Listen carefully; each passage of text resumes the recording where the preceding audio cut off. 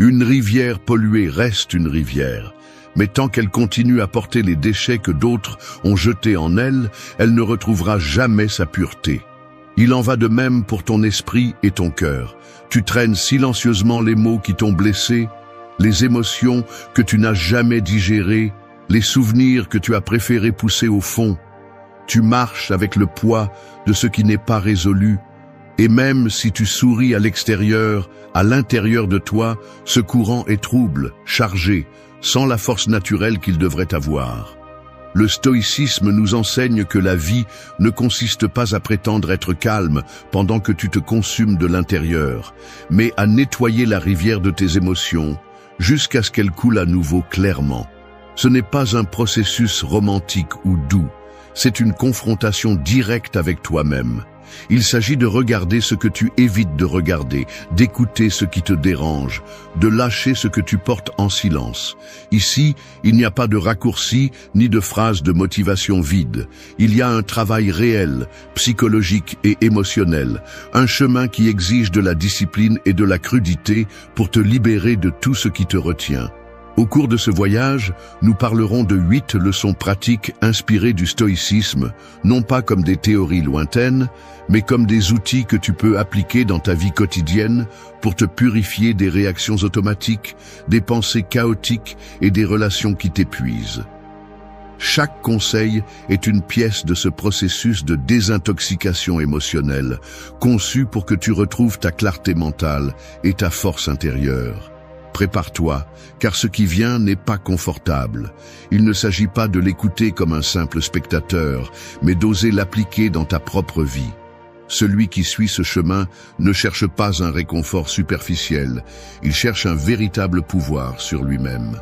Et si tu décides de rester jusqu'à la fin, tu découvriras que derrière l'inconfort et le silence se trouve quelque chose que peu de gens atteignent, la liberté de ne pas être esclave de ce que tu ressens, ni de ce que les autres essaient de projeter sur toi.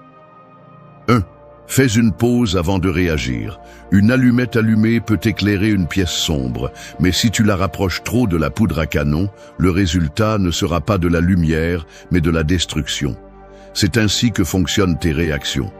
Une impulsion mal contrôlée peut ruiner ce que tu as construit pendant des années, peut brûler des ponts, peut laisser des cicatrices sur des personnes qui ne méritaient pas ton débordement. Le problème n'est pas dans le stimulus, mais dans la façon dont tu choisis de répondre. Et la vérité est que la plupart des gens vivent comme des esclaves de leurs impulsions, croyant qu'ils n'ont pas d'autre choix que de réagir instantanément, comme s'ils étaient des marionnettes de ce qui se passe à l'extérieur.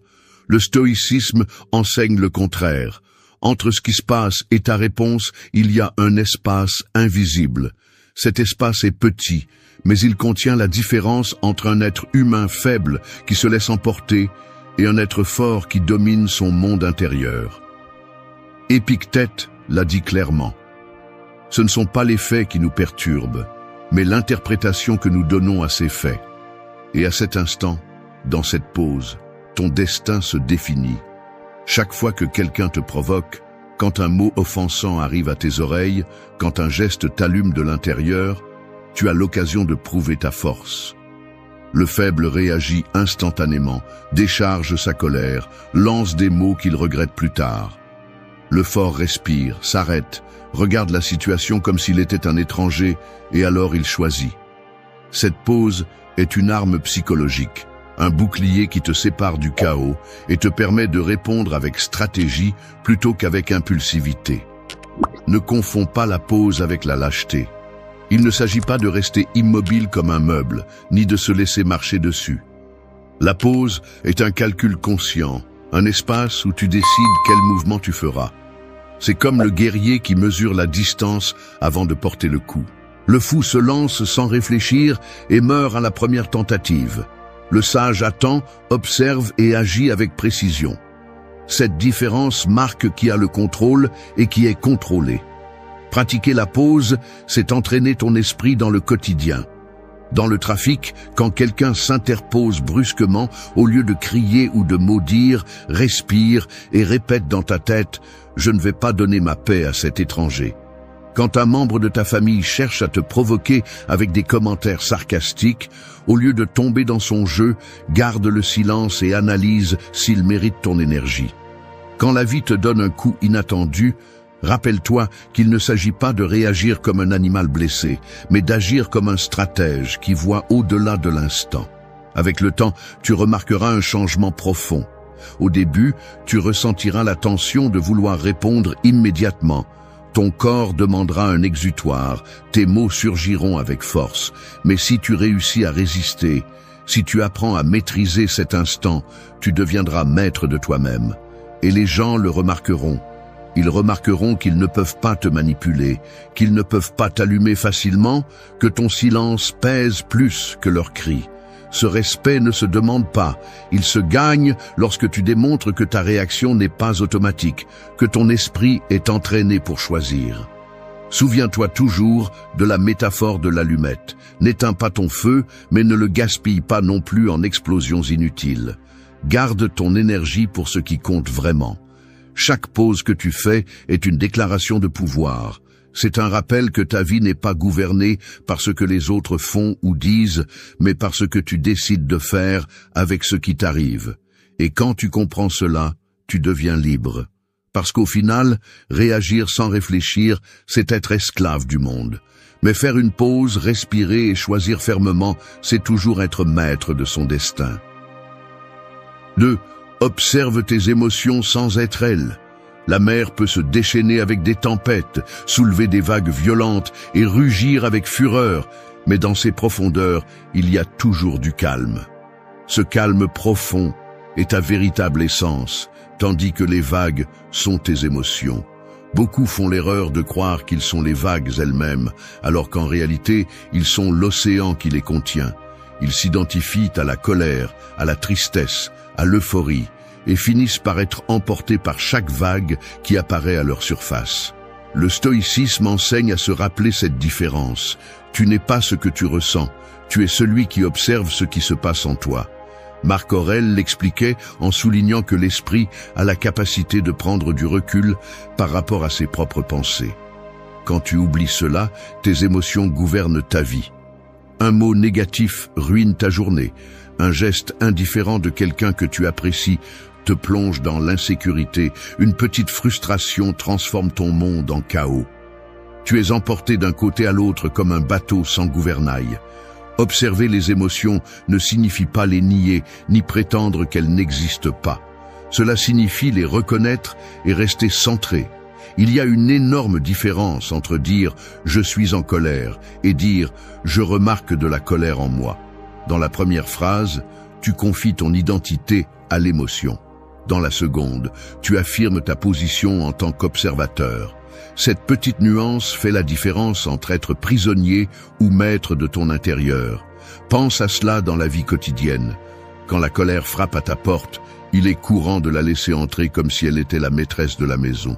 Tu parles sous son influence, tu agis avec sa force aveugle, et ensuite tu restes avec les restes de ce qu'elle a détruit. En revanche, si tu apprends à l'observer, tu détectes la chaleur sur ta peau, la tension dans la mâchoire, la respiration accélérée, et tu dis « voici la colère, mais je ne suis pas elle ». Alors naît la liberté. Il en va de même pour la tristesse, la peur, l'anxiété. Les observer à distance te permet de voir qu'elles sont passagères, pas ton essence. Cet entraînement est pratique et s'applique chaque jour. Lorsque tu reçois un message qui te dérange, au lieu de réagir immédiatement, arrête-toi et reconnais ce qui l'éveille en toi. Lorsque tu entends une critique, ne te justifie pas tout de suite, remarque d'abord quelle émotion surgit. Lorsque tu fais face à une décision qui te fait peur, observe les histoires que ton esprit invente avant d'agir. Chaque situation est un gymnase mental où tu renforces ta capacité à être témoin et non esclave. Avec discipline, cette pratique te rend imperturbable. Non pas parce que tu es insensible, mais parce que tu arrêtes de confondre les vagues avec l'océan. Les autres le perçoivent. Ils voient que les émotions surgissent et disparaissent en toi, mais ne t'emportent pas. Cela génère du respect et une présence difficile à briser.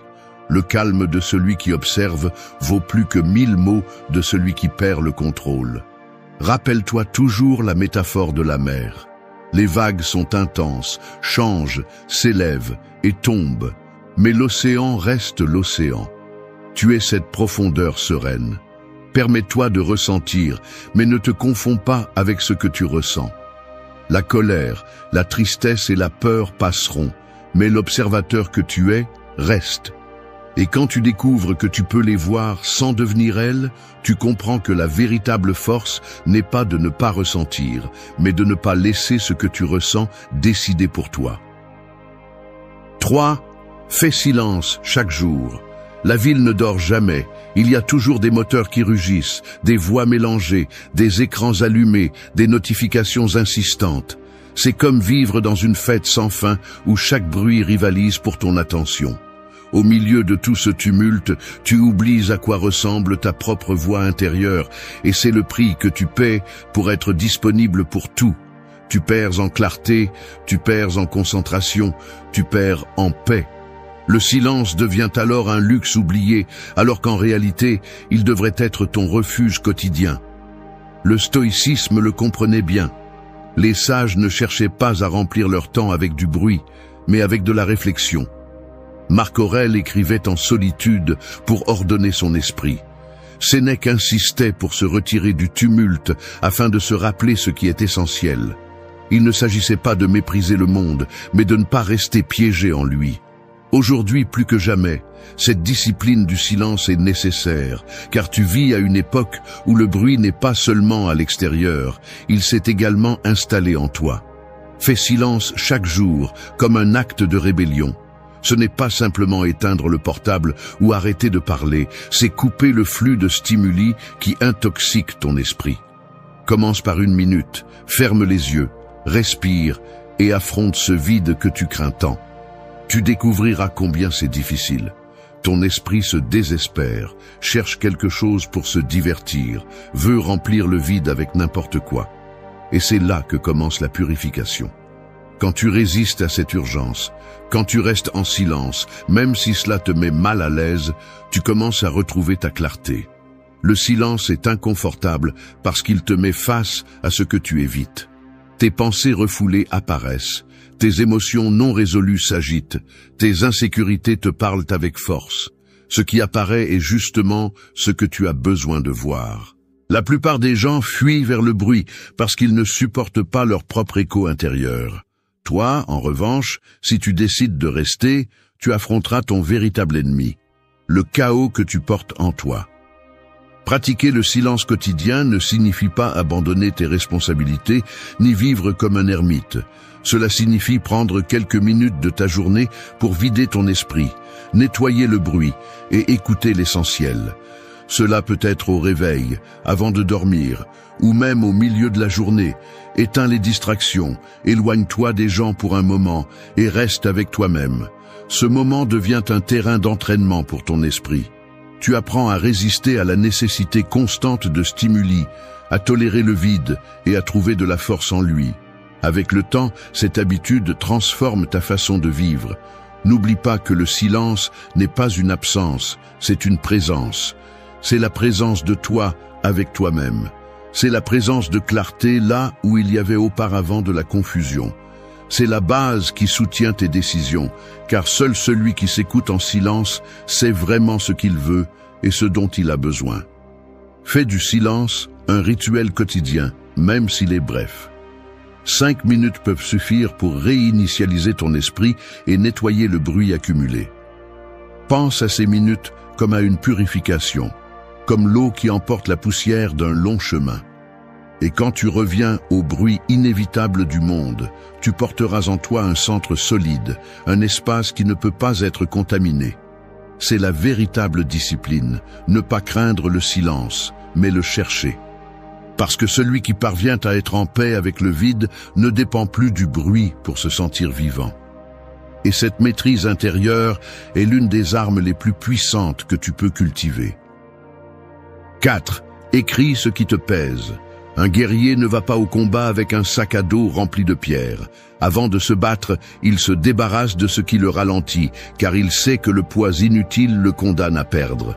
Toi, en revanche, tu marches avec des charges invisibles tous les jours, des souvenirs qui ne se dissipent pas, des mots que tu n'as pas dits, des blessures que tu n'as pas exprimées. Ces pierres ne se voient pas, mais elles consomment ton énergie. Elles te privent de clarté, te volent ta présence, te maintiennent prisonnier d'un labyrinthe interne dont tu ne trouves pas la sortie. L'écriture devient alors ton arme secrète, l'acte de lâcher ce que tu ne peux plus porter. Le stoïcisme valorisait le pouvoir d'écrire. Marc Aurèle n'a pas laissé ses méditations pour qu'elles soient publiées. Il les a écrites pour nettoyer son esprit, pour ordonner ce qui le troublait et donner une direction à son esprit. Chaque mot inscrit sur le papier était un exercice de discipline intérieure. Et cette même pratique est disponible pour toi. Tu n'as pas besoin d'être écrivain ni de chercher la beauté dans les phrases.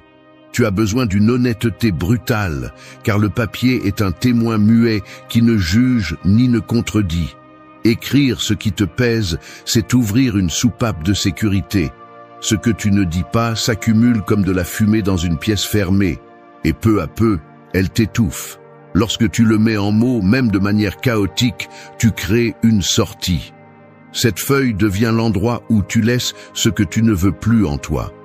La colère contenue, la tristesse qui t'accompagne, les doutes qui te consument, tout peut être vidé en quelques lignes. Cela ne disparaît pas magiquement, mais cela change de place. Cela cesse d'habiter en toi pour occuper l'espace de l'encre et du papier. Fais-le avec discipline. Pas comme un exutoire occasionnel. Consacre quelques minutes chaque jour à écrire ce que tu ressens. Ne cherche pas à le faire parfaitement. Cherche à le faire réellement. Si quelque chose t'a blessé, écris-le. Si quelqu'un t'a déçu, mets-le en mots. Si la peur te paralyse, décris-la. À la fin de chaque exercice, tu ressentiras un soulagement, comme si tu avais laissé tomber une partie de ce sac à dos invisible. Ce soulagement est une purification, un nettoyage émotionnel. De plus, l'écriture a un effet secondaire puissant. Elle te montre ce que tu nierais autrement. Lorsque tu relis tes mots, tu découvres des modèles, des obsessions, des insécurités qui se répètent. Tu vois clairement comment ton esprit insiste pour tourner autour des mêmes thèmes, comment ta douleur est liée aux mêmes erreurs, comment ta colère pointe toujours dans la même direction.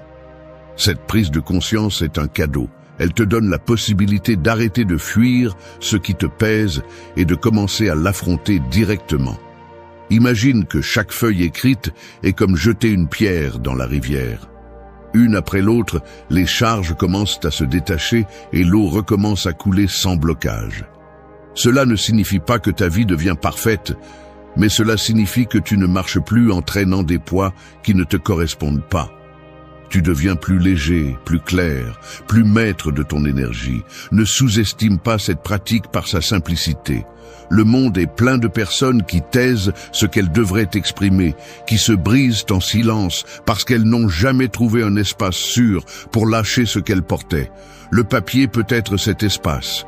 Il ne te trahira pas, il ne te demandera pas d'explication, il n'utilisera pas tes confessions contre toi. Il recevra simplement ce que tu lui donnes et le transformera en clarté. Fais de l'écriture une habitude, même si elle est brève. Une page par jour peut faire la différence entre rester coincé dans tes charges ou commencer à te libérer d'elles. Écris ce qui te pèse, transforme-le en mots et puis laisse-le partir. Cet acte simple peut te sauver de années de répression et de confusion. Parce qu'un guerrier ne gagne pas par la force brute. 5. Accepte tout avec amour.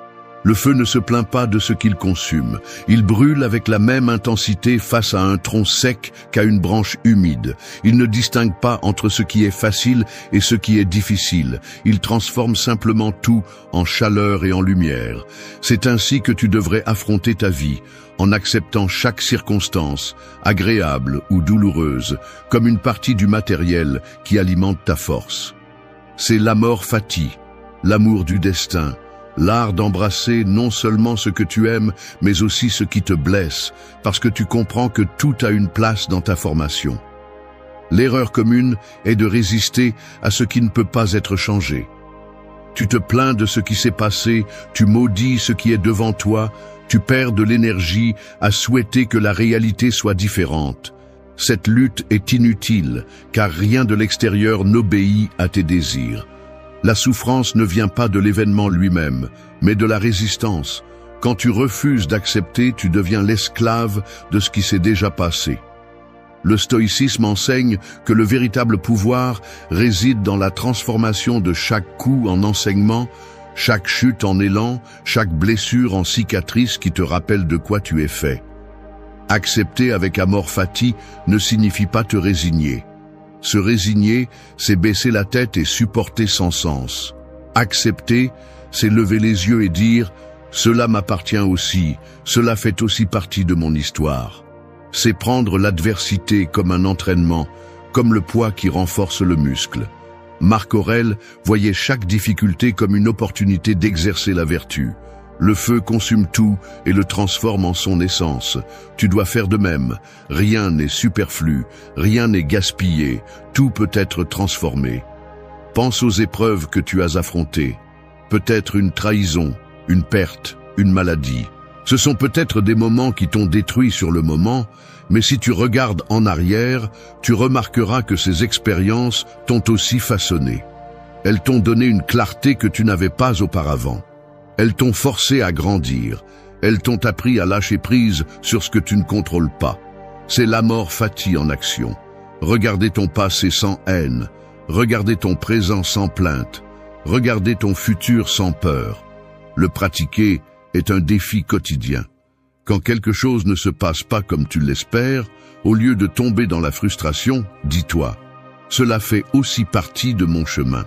Quand quelqu'un te déçoit, au lieu de t'empoisonner avec du ressentiment, rappelle-toi que même cette personne est devenue ton enseignant. Quand la vie te prend ce que tu aimes, même si ça fait mal, comprends qu'il y a aussi dans ce vide un espace pour construire une nouvelle force. L'amor fati ne supprime pas la douleur. Il la transforme en matériau pour ta grandeur. Fais de cette idée une habitude mentale. Chaque fois que l'adversité se présente, répète « Je l'aime parce que c'est à moi. Je l'accepte parce que c'est une partie de mon destin. » Cette phrase n'est pas une faiblesse, c'est du pouvoir. Cela signifie qu'il n'y a rien qui puisse te briser, parce que tout ce qui arrive, tu l'absorbes, tu l'intègres et tu le transformes en partie de toi. Tu deviens comme le feu que rien n'éteint, comme la rivière qui ne s'arrête jamais, comme le rocher qui résiste au siècle. L'amor fati est une liberté absolue.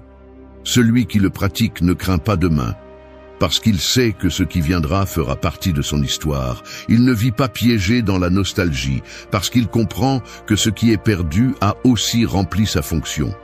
Il ne maudit pas ses épreuves, parce qu'il sait qu'elles ont forgé son tempérament.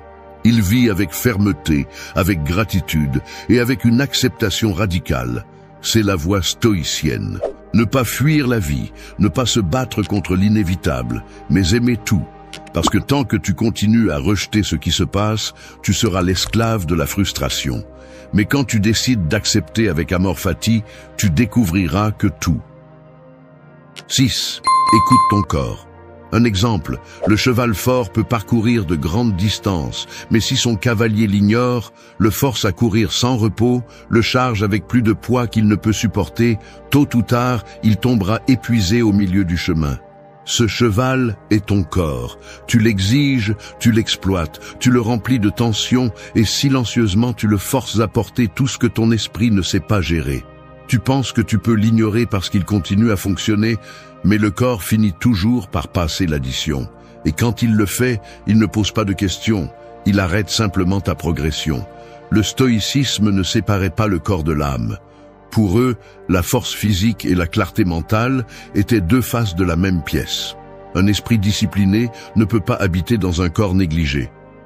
Sénèque rappelait que la tempérance s'exerce aussi dans la façon dont tu traites ton corps, car la santé fait partie de ton devoir envers toi-même. Il ne s'agit pas de culte de l'apparence ni d'obsession superficielle. Il s'agit d'écouter les signaux que le corps envoie et de répondre avec respect. Chaque émotion que tu n'affrontes pas trouve son moyen de se manifester physiquement. L'anxiété serre la poitrine, la tristesse alourdit les épaules, la colère durcit la mâchoire, la peur s'installe dans l'estomac. Le corps devient la carte de ce que ton esprit tait. L'écouter, c'est apprendre à lire ces signaux et ne plus les réprimer. Car ce que tu n'exprimes pas en mots, tu le cries avec des douleurs. Ce que tu ne lâches pas en pensée, tu le portes dans des muscles tendus. Écouter ton corps signifie lui prêter attention au quotidien. Remarquer comment ta respiration change lorsque tu es perturbé, comment ton cœur s'accélère face à un problème, comment tes mains se contractent lorsque tu ressens de la colère. Cela signifie t'arrêter et respirer profondément lorsque la tension apparaît, ne pas continuer à courir comme si de rien n'était. C'est te donner de l'espace pour bouger, t'étirer, t'exercer, car le corps a besoin de mouvement pour libérer l'énergie qu'il accumule. Ne confonds pas ce conseil avec la faiblesse. Prendre soin de ton corps n'est pas te complaire excessivement, ni vivre dans un confort éternel. L'écouter est une discipline, car il faut de la volonté pour s'arrêter, pour se reposer, pour te nourrir de ce qui te nourrit vraiment, au lieu de t'anesthésier avec des excès. Il faut du courage pour reconnaître que tu es épuisé et que tu as besoin de faire une pause, au lieu de masquer ta fatigue avec plus de café ou plus de distraction. Celui qui ignore son corps vit de manière inconsciente. Celui qui l'écoute apprend à garder la machine bien réglée pour résister. Fais de l'entretien corporel une habitude stoïcienne. Consacre quelques minutes par jour à observer ta respiration. Remarque si tu es tendu au réveil. Demande-toi quelles émotions tu ressens dans chaque partie de ton corps et laisse-les sortir par le mouvement. Marche, fais de l'exercice, relâche la rigidité. Même dans le calme, apprends à écouter. Le corps est un messager constant. Et lorsque tu l'ignores, tu finis par perdre de la clarté non seulement physique, mais aussi mentale. Avec le temps, tu découvriras que ton corps peut être ton meilleur allié. Il te prévient avant que tu n'exploses émotionnellement. Il t'alerte lorsque tu portes plus que tu ne devrais. Il te montre la connexion entre ce que tu penses et ce que tu ressens. Tu apprendras à t'arrêter avant que le stress ne se transforme en maladie. Avant que la tension ne devienne chronique, avant que le silence émotionnel ne se transforme en douleur physique. Celui qui écoute son corps n'est pas faible, il est sage, parce qu'il comprend que la véritable force ne consiste pas à ignorer les signaux, mais à les honorer pour continuer à avancer avec résistance et avec un véritable pouvoir. 7. Protège ton énergie. Imagine une lampe allumée au milieu de la nuit. Peu importe la puissance de son ampoule, si tu laisses les fenêtres ouvertes et que le vent souffle fort, la flamme finira par s'éteindre. Il en va de même pour toi. Tu peux avoir de la volonté, des projets, du talent et de grands rêves, mais si tu ne fermes pas les portes par lesquelles ta force s'échappe, tôt ou tard, tu finiras éteint, épuisé et sans clarté pour ce qui compte vraiment. L'erreur est de vivre en croyant que l'énergie est inépuisable. La plupart des gens se livrent à des discussions absurdes, absorbent les plaintes des autres, consomment du contenu vide pendant des heures et se demandent ensuite pourquoi ils n'ont pas de force pour l'essentiel. La réponse est simple. Chaque chose que tu laisses entrer dans ta vie a un coût, et ce coût est toujours payé avec ton énergie. Le stoïcisme avait bien compris ce principe. Marc Aurèle écrivait que l'esprit doit rester libre de ce qui n'apporte pas de valeur, car ce qui nourrit ta pensée détermine la qualité de ta vie. Si tu permets à tout et à tous d'avoir accès à toi, ton énergie se dilue dans des milliers de directions.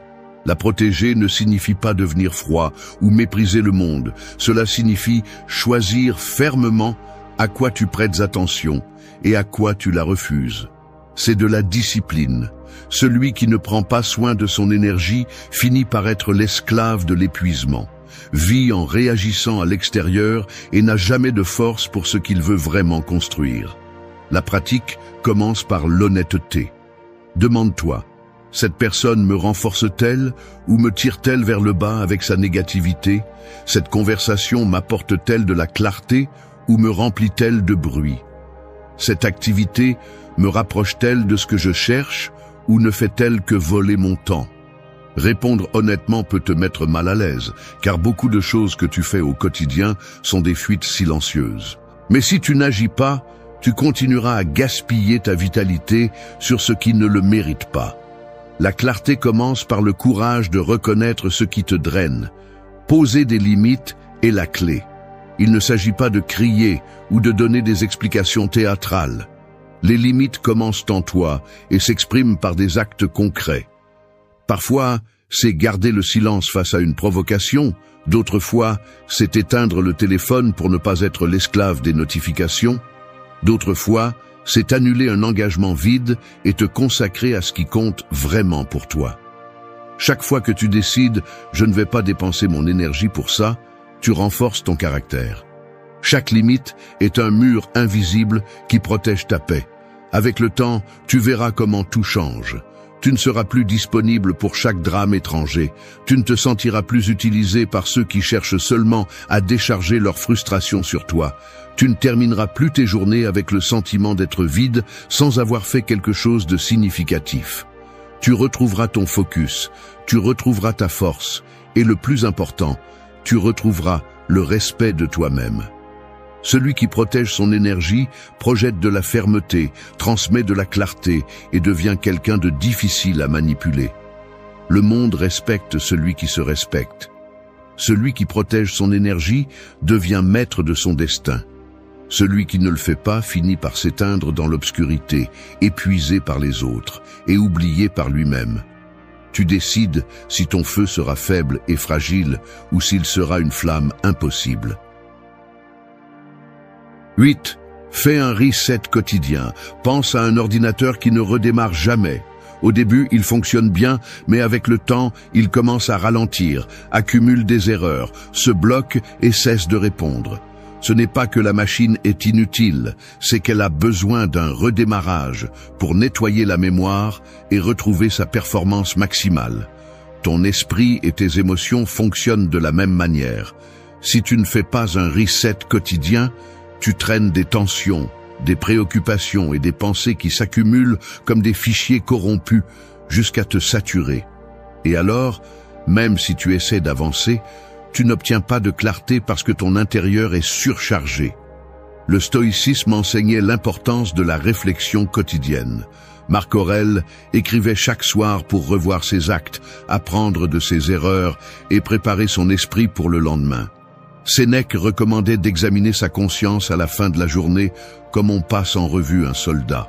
Il ne le faisait pas par habitude, mais parce qu'il comprenait que l'esprit a besoin d'un nettoyage constant.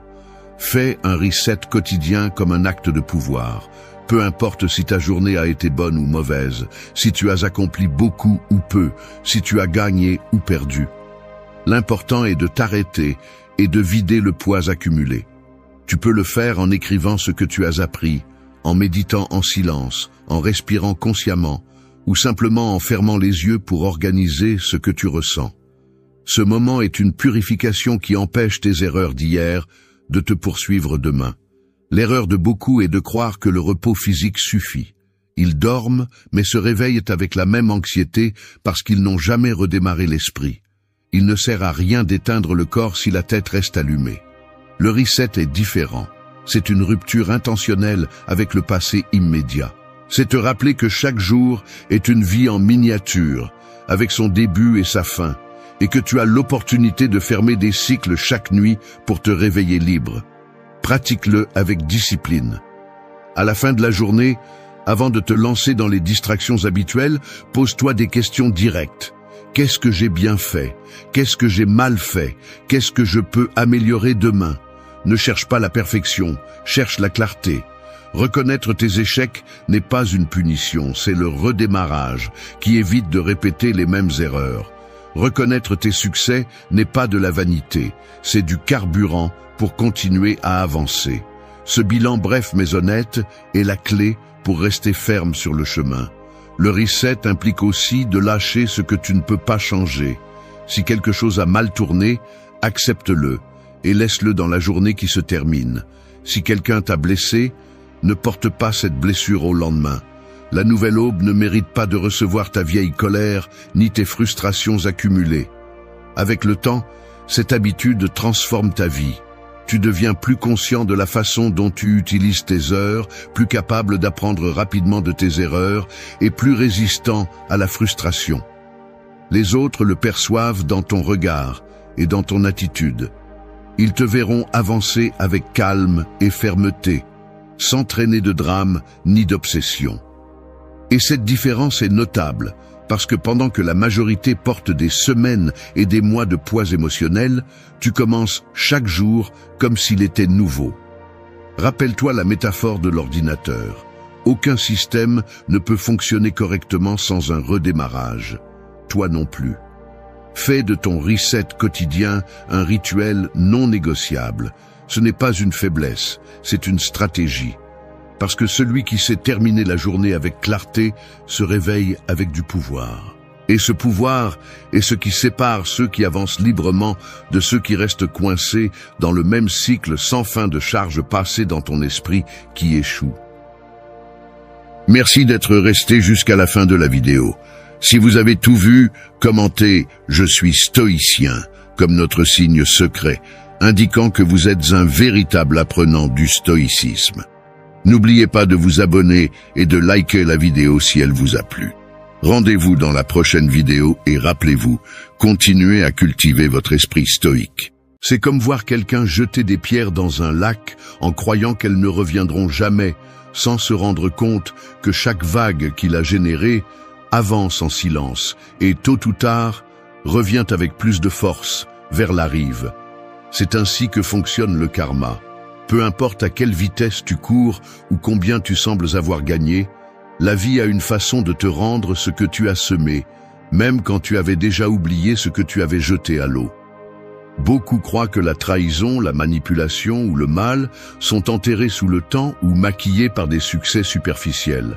Mais la réalité est que l'univers ne se trompe pas dans sa comptabilité. Au début, ceux qui blessent semblent intouchables. Ils sourient, prospèrent, semblent avoir une victoire solide. Cependant, tout cela n'est qu'un mirage. Le karma ne crie pas, ne prévient pas, ne demande pas la permission. Il agit simplement, et quand il le fait, il balaye avec la même intensité que celle semée par leurs actions. Ce qui est intéressant, c'est que ces signes n'apparaissent pas dans des scènes spectaculaires, ni avec des lumières de justice immédiate. Ils surgissent dans la vie quotidienne, dans les choses les plus courantes, des relations qui se refroidissent sans explication, des opportunités qui disparaissent, des nuits blanches où l'esprit ne cesse de se souvenir de ce qu'ils ont voulu cacher. Le prix de leurs actions est payé en silence, et pendant qu'ils essaient de paraître normaux, la vie ferme les comptes un par un. Cette vidéo ne cherche pas à se venger ou à alimenter des ressentiments, mais à montrer comment l'équilibre se rétablit de lui-même. Parce que la véritable justice n'a pas besoin d'avocats, de juges, de témoins. Elle se manifeste avec précision au moment opportun. Et si tu t'es déjà demandé si ceux qui font du mal paient vraiment pour ce qu'ils font, reste, car tu découvriras les signes incontestables que le karma atteint toujours, même s'il semble arriver en retard. 1. L'écho de leurs propres actions commence à les poursuivre. Un cri lancé du haut d'une montagne ne disparaît jamais, même s'il semble se diluer dans l'air au début. Il suffit d'attendre pour qu'il revienne avec une force multipliée, frappant les oreilles de celui qui l'a lancé. C'est ainsi que fonctionnent les actions négatives. Elles ne s'évaporent jamais, ne se perdent jamais. Elles trouvent toujours le chemin du retour vers celui qui les a initiées. Ce retour silencieux et implacable est ce que nous connaissons sous le nom de karma, et sa présence se manifeste inévitablement dans la vie de ceux qui se croyaient immunisés contre les conséquences de leurs actes. Celui qui blesse, manipule ou trahit a tendance à se convaincre que sa ruse le gardera en sécurité. Il pense que le temps effacera ses traces, que le mal sera enterré sous de nouvelles histoires, que la mémoire des autres est courte. Cependant, la vie tient un registre précis de chaque acte. Rien n'est perdu. Ce qu'ils ont lancé à l'extérieur se transforme en une énergie qui, tôt ou tard, tourne et revient dans leur direction. Ils ne le perçoivent peut-être pas au début, car la justice de l'univers ne se précipite pas, mais le retour est inévitable et trouve toujours son chemin. L'écho de leurs actions commence par de petits signes difficiles à reconnaître. Une entreprise qui semblait prometteuse échoue de manière étrange. Une amitié précieuse se brise sans explication. La tranquillité intérieure se brise pendant la nuit lorsque les souvenirs frappent avec force. Tout cela n'est pas le fruit du hasard. Ce sont les premiers reflets du mal qu'ils ont semé. Chaque mensonge raconté se traduit par une méfiance à leur égard, chaque manipulation par un rejet social, chaque trahison par un vide que personne ne comble. Il n'y a pas de déguisement qui puisse couvrir cet effet, car la vie se charge de montrer ce que chacun mérite. La poursuite de l'écho ne se limite pas à l'extérieur, elle envahit aussi l'esprit. La conscience agit comme un juge silencieux. Elle peut se taire pendant des années, mais elle se réveille toujours. Et quand elle le fait, aucun bruit extérieur ne parvient à la faire taire. La personne qui a causé du tort commence à vivre avec un poids constant. Des doutes, de l'anxiété, des pensées qui ne s'arrêtent pas. Même au milieu des fêtes, des rires ou des victoires apparentes, l'esprit répète ce qu'ils essaient de nier. Ce tourment intérieur est l'une des formes les plus cruelles de frappe du karma, car il n'y a pas d'échappatoire possible. L'univers a des moyens créatifs de rendre ce qui a été semé. Une trahison vécue avec douleur finit par se refléter dans la vie du traître. Les mêmes larmes qu'ils ont provoquées chez les autres se transforment en nuits d'insomnie. Les mêmes blessures qu'ils ont laissées finissent par apparaître dans leurs propres liens. La réalité se charge de les faire goûter à leur propre poison. Ce n'est pas de la vengeance, c'est de l'équilibre. La justice de la vie n'agit pas par rancœur, mais par nécessité de rétablir l'ordre qui a été perturbé. Et le plus dur, c'est que cet écho n'arrive pas brusquement comme une punition immédiate, mais qu'il s'insinue lentement. Plus ils essaient de fuir, plus ils le sentent proche. Cette voix silencieuse qui semble leur murmurer ce qu'ils ont fait devient de plus en plus forte. Les opportunités s'évanouissent, les portes se ferment, les alliés deviennent des étrangers. Et quand ils se regardent dans le miroir, ils ne voient plus la personne puissante qu'ils croyaient être, mais quelqu'un poursuivi par son propre passé. La grande leçon de ce point est claire, personne n'échappe à ce qu'il sème. L'écho n'oublie pas. Il attend juste le moment opportun pour rendre chaque acte. Et même s'ils affichent des sourires et des victoires temporaires, au fond ils savent que le retour approche. Cette certitude les consume, et quand elle arrive enfin, il n'y a plus d'endroit où se cacher. 2. Les relations qui semblaient solides se désintègrent peu à peu. Les colonnes de marbre peuvent sembler solides, mais si la base est rongée de l'intérieur, il suffit du passage du temps pour qu'elles tombent en morceaux. Il en va de même pour les liens basés sur le mensonge, la manipulation et la trahison. Au début, ils semblent forts, voire exemplaires, mais la vérité agit comme cette humidité silencieuse qui s'érode sans cesse jusqu'à transformer la forteresse en ruine. Le karma se manifeste directement dans ce domaine. Les liens affectifs commencent à se fissurer et ceux qui offraient autrefois de la compagnie finissent par s'éloigner définitivement. La trahison génère un effet invisible qui ronge lentement. La confiance est la base de tout lien véritable, et lorsqu'elle est brisée, elle ne revient jamais à l'identique. Les gens peuvent se taire, faire semblant que rien ne s'est passé, mais en eux reste un souvenir, une alerte permanente qui les empêche de se donner à nouveau. Cette alerte se transforme en distance. Au début, on la remarque à peine. Des regards différents, des silences longs, des excuses mineures. Cependant, cette distance grandit jusqu'à se transformer en abîme. Celui qui croyait avoir le contrôle découvre avec surprise que les autres ne le cherchent plus, ne l'incluent plus, ne le priorisent plus. La punition ne s'exprime pas toujours par des scènes dramatiques ou des discussions intenses. Souvent, elle se présente sous forme d'indifférence, dans le simple geste de ne pas répondre à un message, dans la décision de ne pas compter sur cette personne pour des moments importants. La vie n'a pas besoin de grandes explosions pour montrer la justice. Elle se charge de retirer lentement ce qui semblait sûr. Des amitiés qui semblaient éternelles disparaissent. Des couples qui juraient amour se lassent de porter le fardeau. Des membres de la famille cessent de croire aux mots qui ont été si souvent utilisés comme des armes. L'isolement devient la conséquence inévitable. Le mal causé revient déguisé en rejet. Ceux qui se sentaient puissants en manipulant découvrent que la solitude ne pardonne pas. La fausse compagnie peut encore les entourer, mais elle n'a pas de valeur.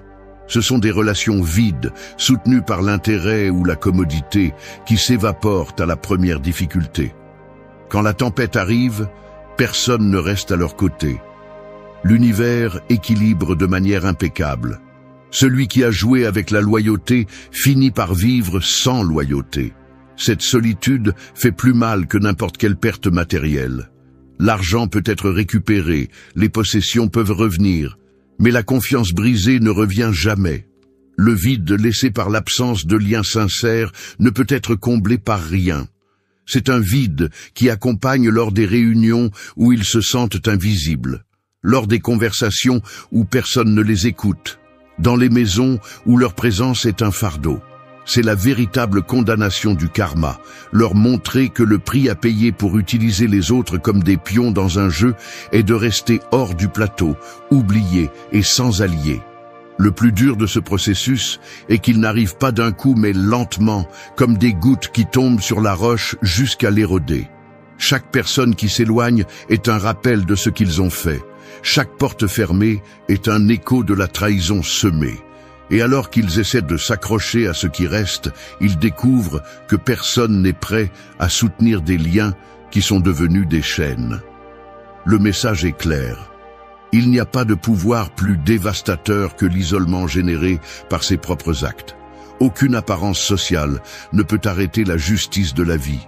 Celui qui détruit la confiance finit par être condamné à rester seul, et c'est le fardeau le plus insupportable que quelqu'un puisse porter. 3. La chute professionnelle révèle la fragilité de son succès apparent. Les tours les plus hautes semblent toujours invincibles jusqu'à ce que la première fissure apparaisse à la base. De loin, elle brille, impressionne et suscite l'envie. Mais cette brillance ne signifie pas solidité. Ceux qui ont construit leur carrière en nuisant aux autres ont érigé un édifice de verre qui, tôt ou tard, commence à se fissurer. Le karma n'a pas besoin de se presser, car il sait que la chute sera inévitable. Cela peut prendre des mois ou des années, mais cela arrive avec une force qui renverse tout ce qui semblait éternel. Le succès obtenu par le mensonge est aussi fragile qu'un château construit sur le sable. Sous le soleil, il semble parfait, avec des formes impeccables, des détails qui inspirent l'admiration. Mais il suffit de la première vague pour que tout disparaisse. C'est ainsi que fonctionnent les victoires tachées de manipulation et de trahison. Au début, elles sont vues comme de grands accomplissements, mais la vérité a l'habitude d'émerger. Et quand elle le fait, elle détruit tout sans rien laisser debout. Peu importe combien de déguisements sociaux ils utilisent, le masque finit toujours par se briser, et la chute est plus dure parce qu'elle se produit en public, devant tous ceux qui ont déjà applaudi. Le karma frappe là où ça fait le plus mal, la réputation. Cette image, soigneusement construite pendant des années, commence à s'user peu à peu. Ceux qui avaient confiance commencent à regarder avec suspicion. Les alliés stratégiques s'éloignent. Les portes qui semblaient ouvertes se ferment sans explication. Aucun discours ne parvient à inverser le déclin, car la confiance perdue ne se récupère jamais complètement. La carrière qui semblait imparable s'arrête comme si quelqu'un avait soudainement enlevé l'air qui la soutenait. Le plus douloureux est que souvent l'effondrement n'arrive pas soudainement, mais comme une usure lente et constante. Les projets qui généraient autrefois du succès commencent à échouer. Les contrats sont annulés, les opportunités disparaissent. Ce qui était simple devient compliqué. Ce qui semblait assuré devient incertain. La peur d'être démasqué devient une compagnie permanente. Celui qui est arrivé au sommet en nuisant aux autres sait au fond de lui que sa position est fragile. Il vit avec le soupçon que quelqu'un découvrira la vérité, que tout sera révélé à tout moment. Cette anxiété ne les laisse pas se reposer, car la vie se charge de rappeler aux coupables que le succès sans intégrité n'est jamais sûr. Et quand la révélation se produit enfin, le coup est dévastateur. La chute publique n'enlève pas seulement la richesse ou la position, elle détruit aussi la crédibilité. Rien ne fait plus mal que d'être désigné comme un imposteur, de perdre l'admiration et de devenir un exemple d'échec. La justice de l'univers se montre avec précision dans ce scénario. Il ne s'agit pas de simple malchance ni de coïncidence, il s'agit d'équilibre. Celui qui a construit sa carrière sur les ruines des autres reçoit la même ruine multipliée. Les masques tombent, les alliés disparaissent, les victoires se défont. Le professionnel brillant est exposé comme un imposteur, le leader puissant devient une figure de moquerie, l'entrepreneur à succès est réduit à un souvenir de ce qu'il était. La chute professionnelle est un rappel que le véritable triomphe ne se mesure pas par des applaudissements vides, mais par la solidité de ce qui est construit avec vérité. Le message de ce point est clair. Aucun succès basé sur le mal ne dure éternellement. Le karma n'oublie pas et bien qu'il semble invisible, il avance sans s'arrêter jusqu'à atteindre le responsable. Cette chute fait mal parce qu'elle arrache à la racine ce qui générait le plus de fierté. La position, la reconnaissance, le sentiment de pouvoir. 4. Le corps et l'esprit commencent à porter le poids de la culpabilité. Le fer le plus résistant ne se brise pas sous un coup, mais par la corrosion silencieuse qui l'érode de l'intérieur. À première vue, il semble toujours solide, mais à l'intérieur, il est déjà condamné. Il en va de même pour ceux qui ont causé du tort. Bien qu'il semble fort, bien qu'il sourit comme si rien ne s'était passé, l'usure intérieure les consume lentement. Le karma n'agit pas toujours à l'extérieur, il se manifeste souvent au plus profond, dans le corps et dans l'esprit. Et cette forme de justice est impitoyable, car il n'y a aucun moyen d'échapper à soi-même. La culpabilité, même si on essaie de la nier, est comme un poison qui circule dans le sang. Au début, elle semble imperceptible, mais avec le temps, elle affaiblit les muscles, fissure les pensées, vole l'énergie. Celui qui trahit vit avec l'idée que le temps guérira tout, mais tout ce qu'il fait est d'accumuler en lui un poids insupportable. La mémoire n'efface pas, elle attend seulement. L'esprit agit comme un miroir. Il peut supporter les dissimulations pendant un certain temps, mais pas éternellement. Ceux qui se présentaient comme sûrs, arrogants et intouchables commencent à montrer des signes d'anxiété, de peur, de paranoïa. Ils ont du mal à faire confiance, même à ceux qui sont encore proches, car ils projettent sur les autres la tromperie qu'ils ont eux-mêmes pratiquée. Chaque regard semble un jugement, chaque mot semble un reproche, et cet état d'esprit use comme un marteau qui frappe constamment. L'univers n'a pas besoin d'intervenir de l'extérieur, car l'esprit coupable devient son propre bourreau. Le corps n'échappe pas non plus. La tension accumulée se transforme en douleurs inexplicables, en maladies qui surgissent soudainement, en épuisement que aucun repos ne parvient à récupérer. L'organisme reflète ce que l'âme porte, et celui qui porte la culpabilité développe des symptômes que même les médecins ne parviennent pas à expliquer complètement. La vie envoie des rappels physiques que rien ne reste impuni, que le mal fait à d'autres se paye aussi à l'intérieur de soi. Insomnie, perte d'appétit, respiration saccadée, palpitations soudaines. Tous sont les messagers d'un déséquilibre qui ne peut être caché par des médicaments ou des sourires faux. La justice du karma, sous cette forme, est particulièrement cruelle, car elle est intime, silencieuse et continue. Elle n'apparaît pas soudainement comme une punition visible que d'autres peuvent pointer du doigt, mais comme une détérioration que seule la personne expérimente en chair et en os. Le coupable commence à vivre comme un prisonnier de son propre corps et de son propre esprit, et cette condamnation semble éternelle.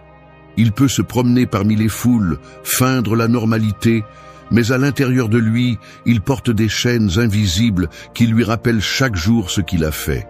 L'ironie est que ceux qui ont fait du mal ont toujours cherché à contrôler la vie des autres, mais finissent par perdre le contrôle sur eux-mêmes. La santé qui semblait solide commence à faillir. L'énergie, autrefois abondante, s'épuise facilement. L'esprit, qui planifiait avec arrogance, est rempli de doutes et de peurs. Ce collapsus est l'équilibre en action. Ce qu'ils ont provoqué à l'extérieur se manifeste maintenant à l'intérieur, les obligeant à ressentir dans leur chair le poids du mal qu'ils ont semé. Le message est clair et ne laisse aucune place au doute. Personne ne peut échapper à la charge interne de ses actions. Le corps et l'esprit deviennent des juges impitoyables qui prononcent la sentence sans besoin de tribunaux.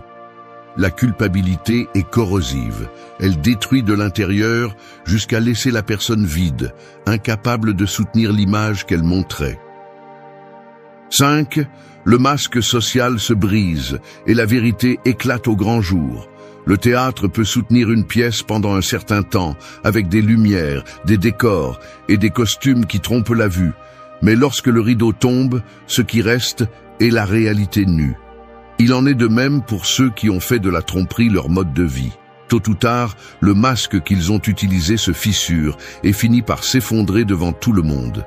Le karma agit comme cette force invisible qui arrache le déguisement au moment le plus inattendu, révélant la vérité qu'ils ont tenté de cacher avec tant d'efforts. Le mensonge exige toujours de l'entretien. Celui qui prétend maintenir une image fausse vit avec l'obligation de surveiller chaque mot, chaque geste et chaque détail pour que rien ne s'échappe. Mais personne ne peut maintenir éternellement cette tension. La contradiction apparaît, les incohérences s'accumulent, et peu à peu, les fissures deviennent impossibles à cacher. Cette pression interne, ajoutée au regard des autres, finit par exposer ce qu'ils ont tenté d'enterrer pendant des années. Le résultat est dévastateur. Ce qui semblait être de l'admiration se transforme en mépris, ce qui semblait être du respect devient moquerie. Le démasquage n'arrive pas toujours de manière fracassante. Parfois, une petite négligence suffit, un commentaire révélateur, une action qui contredit tout ce qui a été dit. La vérité a l'habitude de se frayer un chemin même dans les terrains les plus sombres, et quand elle le fait, aucun déguisement ne résiste. Ce qui était autrefois un secret devient une rumeur, et ce qui a commencé comme une rumeur devient une certitude partagée. La réputation soigneusement construite s'effondre comme un bâtiment sans fondation. Et cet effondrement, en plus d'être public, est humiliant, car il expose ce qu'il craignait le plus, que tout le monde découvre la supercherie. L'impact psychologique est profond. Celui qui a vécu en cachant sa véritable nature perd le contrôle lorsque le déguisement tombe. Il n'a plus le pouvoir de gérer la perception des autres, et cette perte est insupportable pour quelqu'un qui a basé sa vie sur la reconnaissance externe. La peur se transforme en anxiété, la honte en paralysie, et chaque regard de ceux qui l'entourent est ressenti comme un jugement. Le monde entier devient une scène où il n'agit plus en tant que protagoniste, mais en tant qu'accusé. Le karma, à ce stade, n'a pas besoin d'inventer des punitions. Il permet simplement à la vérité de faire surface. Car la vérité, bien que tardive, apparaît toujours. Et quand elle le fait, elle emporte tout sur son passage. Les faux amis disparaissent, les relations superficielles se brisent, les alliés intéressés s'en vont. Personne ne veut rester à côté de quelqu'un dont l'image s'est effondrée. La solitude refait surface, mais cette fois accompagnée d'humiliation publique. Il n'y a pas de chute plus douloureuse que celle du démasquage. L'argent peut être perdu et récupéré, la santé peut se détériorer puis s'améliorer, mais la perte de crédibilité est presque impossible à inverser. Une fois que le monde voit ce qui se cache réellement derrière le masque, cette vision n'est pas oubliée. Elle devient la nouvelle identité du coupable, l'ombre qui l'accompagne partout où il va. Le message est simple mais percutant. Aucun masque ne résiste à l'épreuve du temps, car le poids de la vérité finit toujours par le briser. Celui qui a joué à cacher ce qu'il était finit par être exposé sans pitié, et c'est là le châtiment inévitable de la vie. Le démasquage ne détruit pas seulement l'image publique, il détruit aussi la fausse sécurité avec laquelle il vivait. L'univers démontre que la justice n'a pas besoin de violence, car rien n'est plus dévastateur que de perdre la façade et d'être exposé tel qu'on est. 6. L'isolement devient sa nouvelle compagnie. Un arbre qui a autrefois donné de l'ombre et un abri peut finir seul au milieu du champ lorsque ses racines tombent malades. Autour, il n'y a plus de forêt, il n'y a plus d'oiseaux qui le visitent, ni de voyageurs qui s'arrêtent sous ses branches. Il reste debout, mais condamné à la solitude.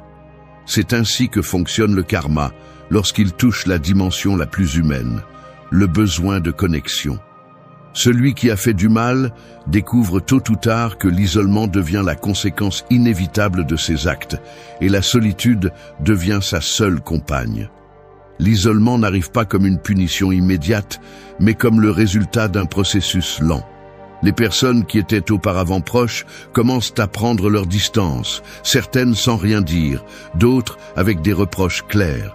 Le coupable ne comprend pas au début, il pense qu'il s'agit de jalousie, d'incompréhension, voire de malchance. Mais la réalité est que la vie met toujours des limites à ceux qui ont utilisé les autres comme des pions de leur propre jeu.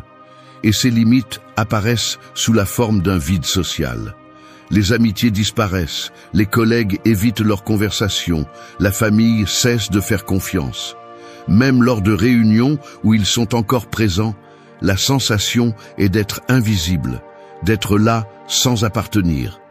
Il n'y a plus d'appels inattendus, il n'y a plus d'invitation ni de gestes de soutien. Chaque lien authentique se flétrit et à sa place restent des relations vides, soutenues par l'intérêt, qui disparaissent dès qu'il n'est plus pratique de les maintenir.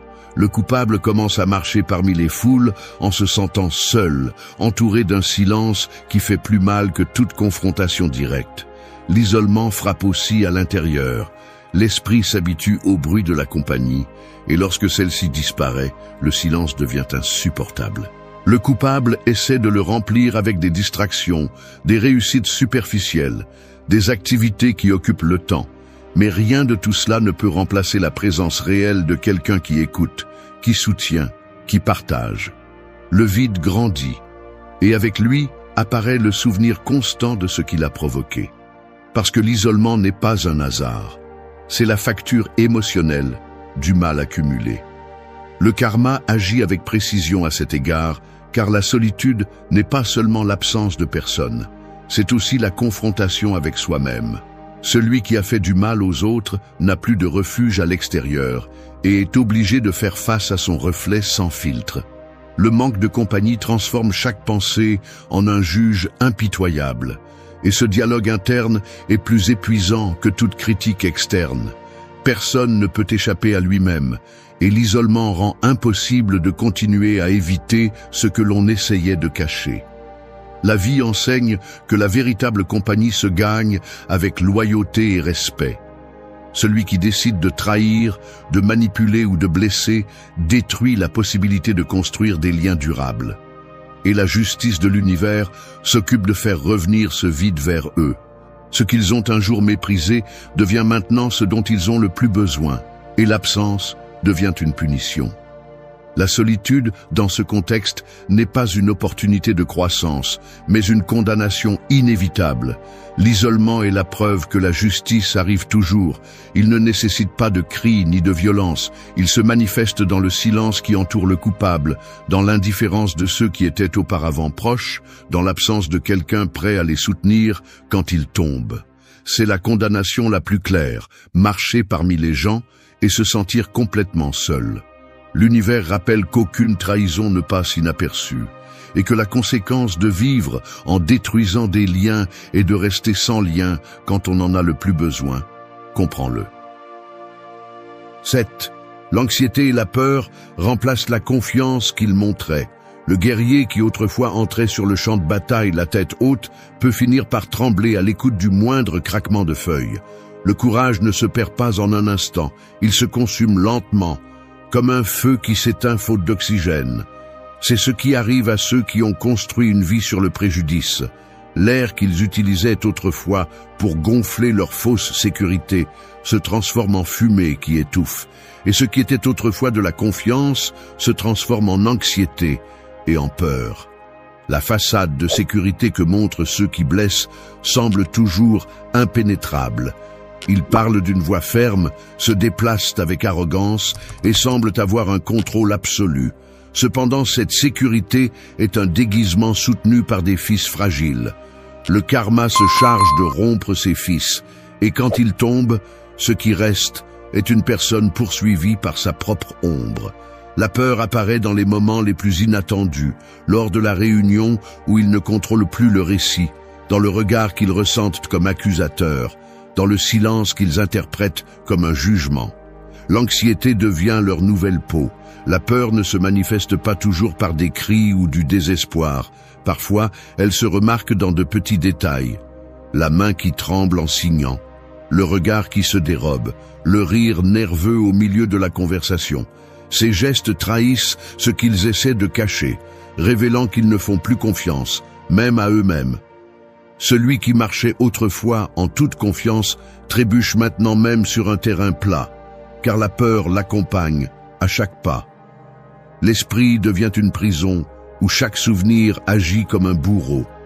Les visages de ceux qui ont été blessés apparaissent dans les rêves, les décisions passées deviennent des reproches constants, et le soupçon d'être découvert ne les quitte jamais. Cet état d'esprit les consume peu à peu, drainant l'énergie, détruisant la tranquillité et les obligeant à vivre en alerte permanente. L'anxiété devient insupportable, car elle n'a pas d'ennemi extérieur clair. C'est une bataille contre eux-mêmes, contre les fantômes qu'ils ont fabriqués de leurs propres mains. Le corps reflète cette tempête intérieure. Le cœur bat fort sans raison, le sommeil disparaît, la fatigue s'accumule. La respiration s'agite, les muscles se tendent, l'esprit court sans s'arrêter. Chaque jour commence avec le sentiment d'être en danger, même si personne ne les poursuit vraiment. Cette usure physique est le rappel le plus cruel que le préjudice ne s'efface pas, car l'univers renvoie avec précision l'angoisse qu'ils ont semée chez les autres. Ce sont maintenant eux qui ressentent dans leur propre chair l'inquiétude qu'ils ont provoquée. La peur arrache la confiance qu'ils utilisaient pour dominer. Ils ne sont plus des leaders, ils n'inspirent plus le respect, ils inspirent maintenant la pitié ou le rejet. Les autres perçoivent l'insécurité même s'ils essaient de la dissimuler, car l'énergie de la peur ne peut pas être cachée. Cette perte de présence, cet effondrement de l'autorité est la justice en action. Celui qui a fait se sentir inférieur aux autres finit par être réduit à quelqu'un dominé par le doute, incapable de maintenir la sécurité qu'il vantait tant. Le message de ce point est direct. La vie n'a pas besoin de punitions spectaculaires pour rétablir l'équilibre. Il suffit que la fausse confiance s'effondre et que l'anxiété et la peur prennent sa place. Il n'y a pas de condamnation plus efficace que de forcer quelqu'un à vivre dans sa propre peur. C'est la démonstration la plus claire que le karma agit avec précision. Il transforme la sécurité en fragilité, l'arrogance en tremblement, le pouvoir en méfiance. La personne qui semblait invincible un jour finit par être prisonnière de ses propres fantômes. 8. Le rejet vient même de ceux qui les soutenaient le plus. La forteresse la plus imposante peut résister aux attaques extérieures, mais lorsque les gardiens qui étaient à l'intérieur décident d'ouvrir les portes et de partir, la chute est inévitable. C'est ce qui arrive à ceux qui ont fait du mal sans remords. Ils peuvent résister aux critiques d'inconnus, ils peuvent supporter le jugement d'étrangers, mais ils ne peuvent pas survivre au rejet de ceux qui les ont autrefois soutenus avec loyauté. Le karma frappe plus fort lorsqu'il le fait depuis le cercle le plus proche, lorsque la trahison revient sous forme d'abandon de ses propres alliés. Pendant des années, le coupable s'est habitué à compter sur des mains qui le soutenaient, des amis qui justifiaient ses erreurs, des membres de la famille qui taisaient la vérité pour le protéger, des partenaires qui pardonnaient l'impardonnable. Ils croyaient que ce soutien était éternel, qu'ils auraient toujours un refuge où se cacher des conséquences. Cependant, la vie ne permet pas que l'injustice se prolonge indéfiniment. Le rejet commence par de petits signes. Les conversations qui étaient autrefois longues deviennent maintenant courtes, des réponses rapides sans intérêt, des excuses pour ne pas être présent. Ensuite viennent les confrontations, les reproches accumulés pendant des années, les vérités qui avaient été tues par compassion ou par peur. Finalement, l'abandon devient une réalité. Ceux qui semblaient être les derniers à partir s'éloignent aussi, et le coupable découvre qu'il ne reste plus personne prêt à le défendre. C'est la justice silencieuse de l'univers, montrer que le soutien sans limite n'existe pas lorsque la trahison est constante. L'impact psychologique de ce rejet est brutal. Les ennemis peuvent être ignorés, mais l'absence de ceux qui étaient des alliés frappe au plus profond. C'est une blessure qui détruit l'illusion de pouvoir et brise la dernière ligne de défense. Le karma s'assure que ce rejet soit dévastateur, car il ne vient pas de la haine, mais de la fatigue. Ce ne sont pas des ennemis qui ferment la porte, mais ceux qui aimaient vraiment.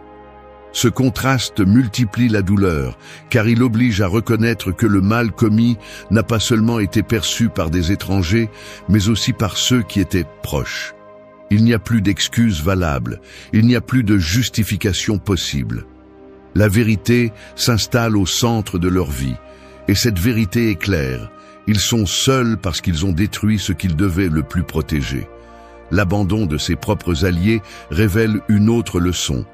La loyauté ne se demande pas, elle se gagne par des actions. Et lorsque ces actions ont été des blessures constantes, le prix est le rejet. La vie rappelle de manière percutante que personne n'est obligé de soutenir quelqu'un qui n'a su que tirer les autres vers l'obscurité. Le karma transforme la perte de soutien en une condamnation publique et personnelle. Publique, parce que tout le monde voit comment la façade de soutien s'effondre. Personnelle, parce que la solitude qui suit fait mal avec une intensité insupportable. Le message est incontestable. Le rejet des plus proches est le signe définitif que l'équilibre a été rétabli. Celui qui se croyait autrefois entouré d'alliés inébranlables se retrouve isolé même d'eux. L'univers enseigne que la trahison ne reste jamais sans réponse, et la punition la plus dure est que les bras qui le soutenaient autrefois se croisent, non pour embrasser, mais pour laisser tomber. C'est la véritable justice, rester sans soutien, sans refuge. Merci d'être resté jusqu'à la fin de la vidéo.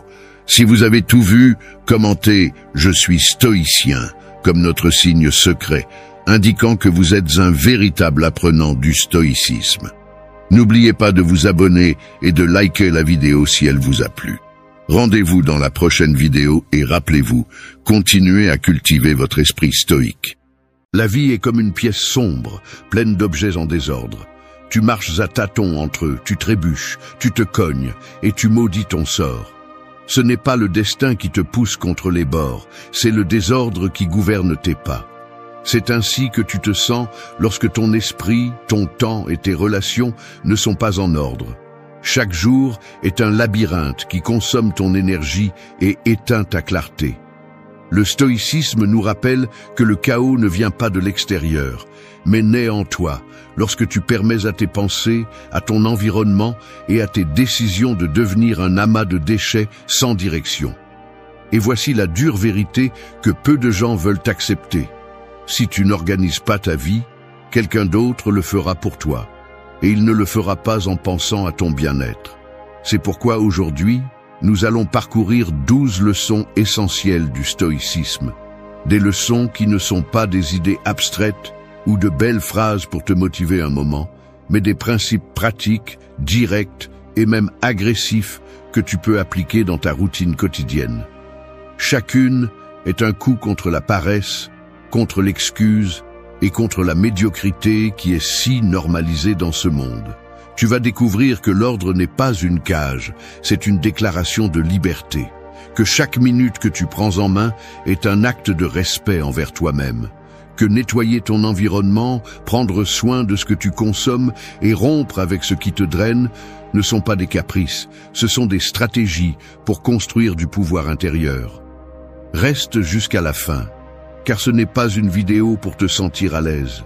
C'est un appel à te réveiller, à organiser ton existence avec la discipline d'un guerrier et la sérénité d'un sage.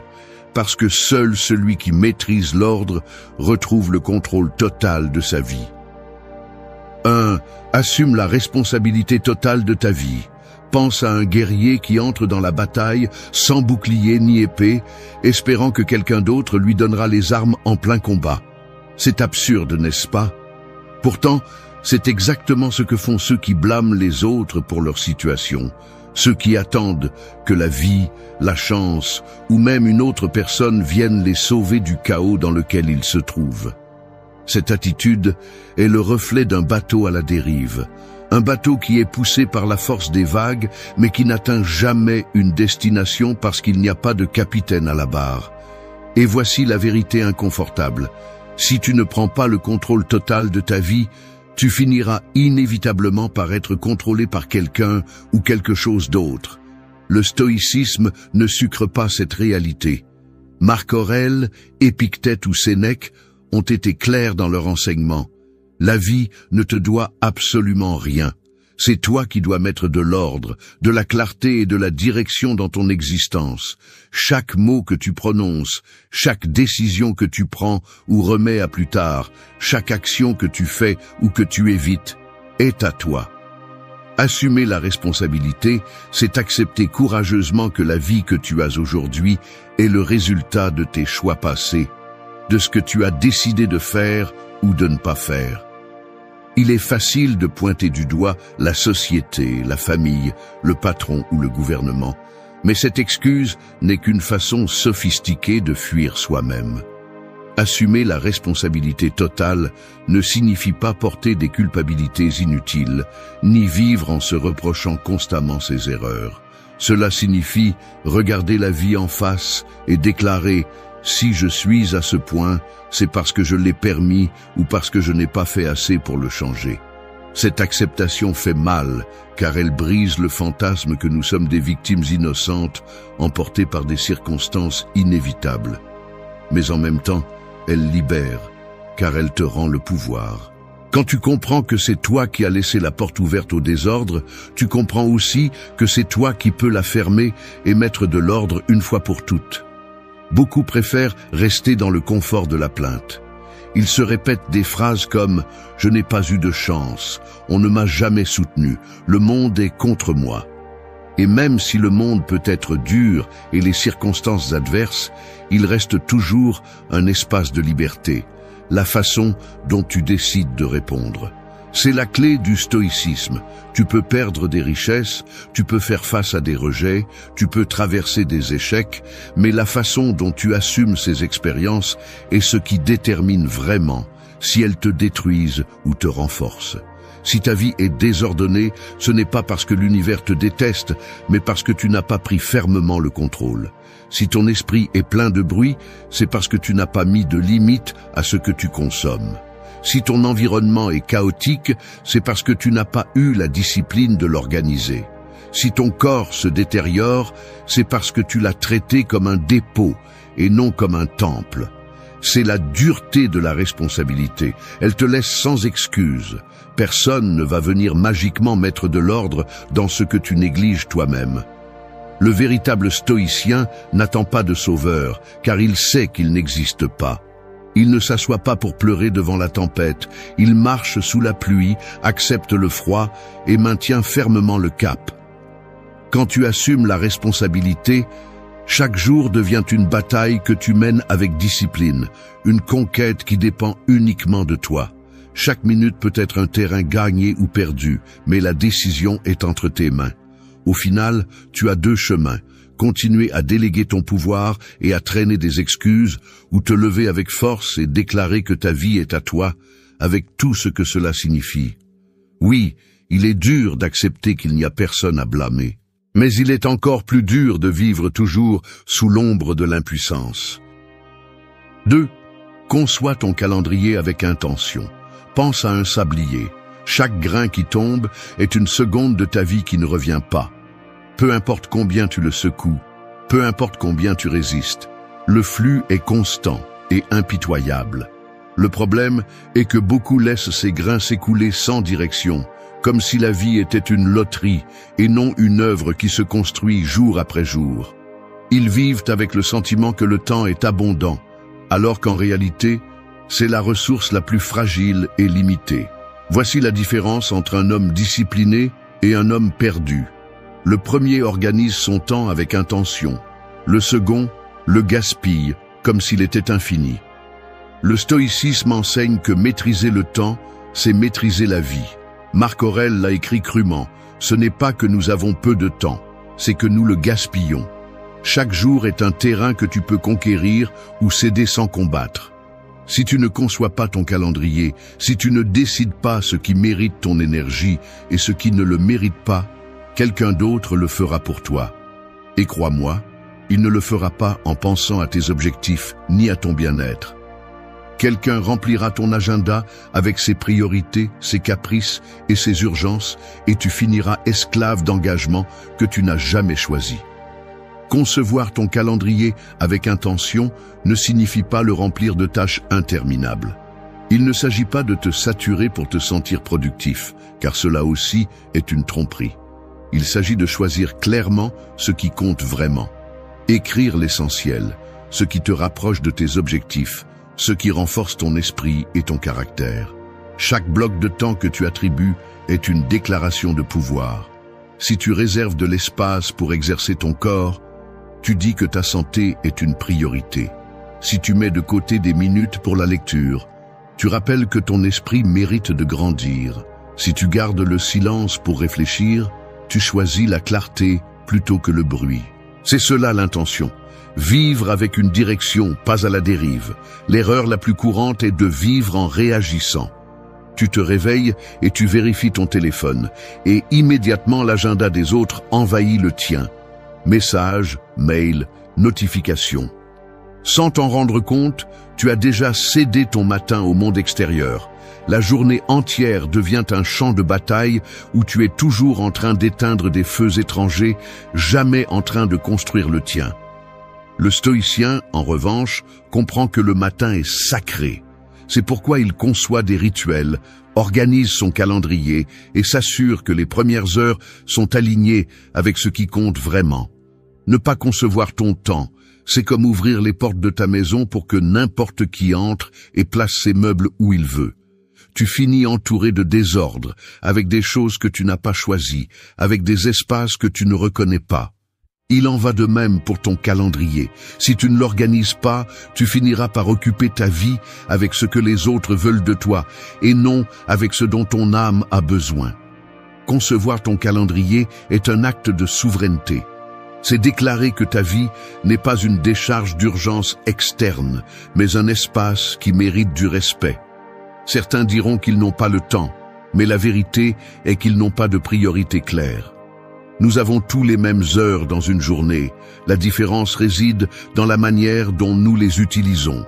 Et c'est là que le stoïcisme est dur. Si ta vie te semble vide, ne blâme pas l'horloge, blâme ton désordre. Si tu ne progresses pas, ce n'est pas parce que le temps est injuste, c'est parce que tu le dépenses en ce qui ne compte pas. Concevoir ton calendrier avec intention, c'est construire une carte. Cette carte n'évite pas les tempêtes, mais elle te donne une direction pour les traverser. Tu ne peux pas contrôler combien de temps il te reste, mais tu peux décider comment profiter de chaque grain qui tombe dans ton sablier. 3. Crée des rituels au début et à la fin de la journée. La vie ressemble à un champ de bataille. Si tu y entres sans préparation, sans bouclier ni stratégie, tu es une proie facile pour le premier coup. Mais si à l'aube, tu vérifies tes armes, ajuste ton armure et définis ton plan, peu importe ce qui se passe pendant la journée, tu auras une direction et de la force. Ce sont les rituels, pas des superstitions vides, mais des actes conscients qui te préparent à affronter le chaos avec discipline et à terminer la journée avec clarté. Le début de la journée est comme ouvrir les portes d'une forteresse. Si tu le fais brusquement, sans ordre, n'importe qui peut entrer. Soucis, distraction, urgence d'autrui. Mais si tu établis un rituel, tu marques ton territoire. Tu peux commencer par quelque chose de simple, respirer profondément, écrire tes priorités, remercier pour ce que tu as, bouger un peu pour activer le corps. Il ne s'agit pas de la quantité d'action, mais de l'intention. Ce que tu fais le matin ne fait pas seulement ordonner ton agenda, il ordonne ton esprit. Il te rappelle que le contrôle commence par toi, pas par ce que les autres attendent de toi. La fin de la journée est tout aussi importante. Beaucoup arrivent à la nuit épuisés, avec l'esprit chargé de choses en attente et de culpabilité, et se jettent au lit comme quelqu'un qui s'effondre après un combat. Le problème est que de cette façon, tu ne fermes pas les cycles, tu accumules simplement plus de poids. Le rituel nocturne est ta façon de lâcher prise. Cela peut être de réfléchir à ce que tu as appris, d'écrire ce qui s'est bien passé et ce que tu dois améliorer, de lire quelques pages qui nourrissent l'esprit ou simplement de garder le silence quelques minutes. Cette clôture envoie un message à l'inconscient. La journée est terminée. Je l'ai affrontée avec ce que j'avais. Demain, il y aura une autre bataille. Le stoïcisme enseigne que la vie ne se transforme pas par de grands gestes, mais par des pratiques constantes. Un rituel quotidien est un rappel que tu ne vis pas en pilote automatique, que tu choisis comment tu commences et comment tu termines. Et lorsque tu répètes ces actes, peu à peu ton esprit se discipline. Tu ne te lèves plus avec anxiété, ni ne te couches avec chaos, parce que tu as entraîné ton corps et ton esprit à reconnaître qu'il y a un ordre, un début et une fin. Beaucoup sous-estiment le pouvoir de ces pratiques parce qu'elles semblent simples. Mais observe la différence entre quelqu'un qui commence la journée en vérifiant les réseaux sociaux et quelqu'un qui la commence en écrivant 3 priorités claires. Observe la différence entre celui qui s'endort avec la télévision allumée et celui qui se couche après avoir réfléchi en silence. Le premier se consume en distraction, le second construit une force intérieure. Le changement n'est pas immédiat, mais il est profond. Un rituel est une ancre au milieu de la tempête. Tu ne peux pas contrôler tout ce qui se passe pendant la journée, mais tu peux décider comment tu le reçois au début et comment tu le rends à la fin. Ces 2 moments sont à toi, et si tu les protèges avec discipline, le reste de ta vie commencera à s'aligner. Parce que celui qui maîtrise ses débuts et ses fins, maîtrise tout le trajet. 4. Range ton environnement physique. Imagine entrer dans une maison abandonnée, poussière dans l'air, meubles cassés, fenêtres sales et coins sombres. Chaque pas que tu fais est lourd, chaque regard te rappelle qu'il n'y a pas de vie ici, seulement de l'abandon. Maintenant demande-toi, combien de cet abandon se reflète dans ton propre espace, sur ton bureau, dans ta chambre, dans ton bureau. L'endroit où tu habites est un miroir direct de ton esprit. Et bien que beaucoup le sous-estiment, vivre dans un environnement chaotique, c'est vivre avec l'esprit enchaîné, car le désordre extérieur est une chaîne invisible qui te vole de l'énergie et de la clarté. Le stoïcisme insiste sur le fait que l'extérieur ne définit pas qui tu es, mais il influence comment tu penses et agis. Tu ne peux pas prétendre cultiver la tranquillité intérieure tout en marchant parmi des tas de vêtements jetés, des papiers sans sens ou des assiettes accumulées. Le chaos physique est un rappel constant des tâches en attente, des promesses non tenues, de la discipline oubliée. Même si tu dis que cela ne te dérange pas, même si tu l'ignores, ton esprit le note. Chaque objet hors de sa place est un petit poids qui, accumulé, finit par t'épuiser. Le désordre draine ton énergie, tandis que l'ordre la multiplie. Ranger ton environnement physique n'est pas seulement une question d'esthétique, c'est une stratégie. C'est déclarer que ta vie a une direction. Quand tu nettoies ton bureau, tu ouvres l'espace à de nouvelles idées. Quand tu organises ta chambre, tu prépares ton corps à un vrai repos. Quand tu ranges ta cuisine, tu crées les conditions pour prendre soin de ce que tu consommes. Chaque action externe envoie un message à ton intérieur. Ici, il y a du contrôle. Ici, il y a de la clarté. Ici, il y a du respect. Et celui qui respecte son environnement commence inévitablement à se respecter lui-même. L'erreur de beaucoup est de penser que le désordre n'a pas d'importance. Ils disent qu'ils travaillent bien dans le chaos, qu'ils se sentent à l'aise dans celui-ci. Mais ce qui se passe vraiment, c'est qu'ils se sont habitués à la médiocrité. Le chaos donne une fausse sensation de liberté, alors qu'en réalité, c'est un piège qui nourrit la paresse. Tu vis en disant « je le rangerai plus tard » et ce plus tard n'arrive jamais. Pendant ce temps, ton esprit se perd dans les distractions, ta motivation s'éteint et ta volonté s'affaiblit. Le stoïcien sait que l'ordre extérieur est un entraînement pour l'ordre intérieur. Tu ne peux pas prétendre résoudre tes plus grands dilemmes si tu es incapable de mettre en place ce que tu as devant toi. Chaque acte de nettoyage est un acte de discipline.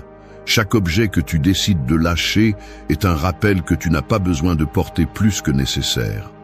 En rangeant ton environnement, tu entraînes la tempérance. Tu te rappelles que tu contrôles ton espace et que ton espace, à son tour, influence ton esprit. Beaucoup cherchent de grands changements dans leur vie, mais oublient que la transformation commence par les petites choses. Ouvrir un tiroir et décider ce qu'il faut garder et ce qu'il faut lâcher peut sembler insignifiant, mais c'est une métaphore de la vie elle-même. Combien de choses traînes-tu qui ne servent plus? Combien de charges inutiles soutiens-tu par habitude? Ranger est un acte d'amour envers soi-même parce qu'il t'apprend à garder ce qui compte vraiment et à laisser aller ce qui n'a plus de valeur. Quand tu vis entouré de désordre, ton esprit s'habitue au bruit. Quand tu vis en ordre, ton esprit apprend à respirer. C'est pourquoi chaque coin propre, chaque espace organisé devient un allié silencieux de ta discipline. L'ordre physique est comme un champ fertile. Ce que tu y sèmes y poussera avec plus de force. Et si tu le négliges, la seule chose qui poussera seront les mauvaises herbes qui, tôt ou tard, prendront le dessus sur tout. 5. Planifie avec une vision à long terme. Pense à un archer qui tire ses flèches à courte distance sans regarder au-delà de quelques mètres. Il peut réussir quelquefois, mais il n'atteindra jamais une cible qui est loin. Il ne dépassera jamais la barrière de l'immédiat. C'est ainsi que beaucoup vivent, pris dans ce qui se passe aujourd'hui, à résoudre l'urgent, à éteindre des incendies, sans se rendre compte que chaque action sans direction les transforme en esclaves de l'improvisation. Celui qui ne planifie pas, n'avance pas, il tourne simplement en rond en croyant qu'il bouge. Le stoïcisme nous enseigne que la vie doit être vécue avec un but, et le but va toujours au-delà du présent immédiat. Planifier avec une vision à long terme ne signifie pas être obsédé par l'avenir, ni se perdre dans des fantasmes. Cela signifie tracer un chemin qui donne de la cohérence à tes décisions. Quand tu sais où tu vas, chaque action de la journée a un sens. Chaque effort devient un investissement. Quand tu n'as pas de direction, n'importe quoi peut t'entraîner, n'importe quelle distraction peut te voler du temps, et n'importe quel obstacle peut te paralyser. Ceux qui ne planifient pas sont souvent victimes de l'urgence. Ils vivent en éteignant des problèmes et en croyant que cette réaction constante est de la productivité, alors qu'en réalité, c'est de l'épuisement. Ils se concentrent sur la survie du jour plutôt que sur la construction de demain. Le stoïcien ne se laisse pas tromper par l'immédiateté. Il comprend que ce qu'il fait aujourd'hui est une graine qui grandira avec le temps, et que semer sans direction ne récoltera que de la frustration. Planifier avec une vision à long terme, c'est regarder ta vie comme si c'était un échiquier. Chaque mouvement compte, chaque décision ouvre des possibilités ou ferme des chemins. Il ne s'agit pas de gagner toutes les parties en un jour, mais de jouer avec stratégie, en pensant à ce qui vient ensuite. L'ordre que tu cherches ne vient pas du hasard. Il vient de la capacité à regarder au-delà de l'immédiat et à maintenir une discipline qui ne dépend pas de résultats rapides. L'erreur de beaucoup est de croire que l'avenir se construit avec des désirs. Ils veulent un corps fort, mais ne planifient pas d'entraînement. Ils veulent la paix mentale, mais ne conçoivent pas d'espace de silence. Ils veulent du succès, mais ne tracent pas de pas concrets. Le désir sans planification est de la fumée. Il se dissipe rapidement et ne laisse rien. La vision à long terme exige une action quotidienne. Elle exige de la constance même quand il n'y a pas de résultats immédiats. Et voici la différence. Celui qui planifie avec vision supporte l'attente parce qu'il sait que chaque pas le rapproche. Celui qui ne le fait pas se désespère, abandonne et revient au point de départ. Planifier, c'est aussi apprendre à dire non. Non à ce qui détourne. Non à ce qui distrait sans construire, non à ce qui brille mais ne nourrit pas. Si ta vision est claire, chaque décision devient plus simple. Le chaos diminue parce que tu ne doutes plus à chaque croisement de chemin. Tu sais déjà quelle direction sert ton but et laquelle ne le fait pas. La clarté te fait économiser de l'énergie et transforme ton temps en une ressource qui travaille en ta faveur. Le stoïcien ne laisse pas la vie le surprendre avec de l'improvisation, il l'affronte avec prévision. Il sait qu'il y aura des obstacles, mais planifier, c'est être prêt pour eux. Il ne s'agit pas d'éliminer l'incertitude, mais d'avoir la force et la stratégie pour avancer même lorsque le chemin devient difficile. Chaque plan est un rappel que ta vie t'appartient et que ton destin ne dépend pas de la chance, mais de la direction que tu choisis. Planifier avec une vision à long terme, c'est déclarer que tu ne vis pas seulement pour survivre au jour le jour. C'est vivre avec un regard qui transcende, qui organise, qui construit. Parce que l'ordre réel n'est pas dans ce que tu fais seulement aujourd'hui, mais dans ce que tu décides de construire avec constance pour demain comme routine. 6. Prends soin de ce que tu consommes avec ton esprit. Imagine une rivière cristalline qui coule de la montagne. Son eau est pure, propre et capable d'étancher la soif de quiconque. Maintenant, pense à ce qui se passe quand peu à peu quelqu'un jette des déchets, des produits chimiques et des résidus dans cette rivière. L'eau ne calme plus, elle empoisonne.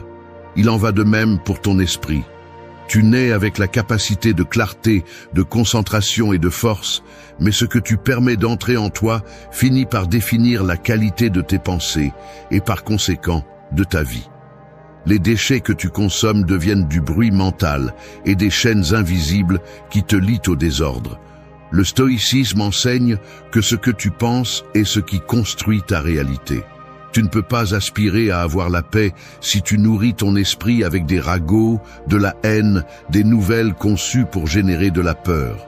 Tu ne peux pas espérer de la discipline si ton attention est gaspillée en distractions superficielles qui te font te sentir occupé, mais qui ne te mènent nulle part. Ce qui entre par tes yeux et tes oreilles façonne ton caractère autant que ce que tu manges façonne ton corps. Aussi simple que cela, aussi percutant que cela. Prendre soin de ce que tu consommes avec ton esprit est un acte de responsabilité personnelle.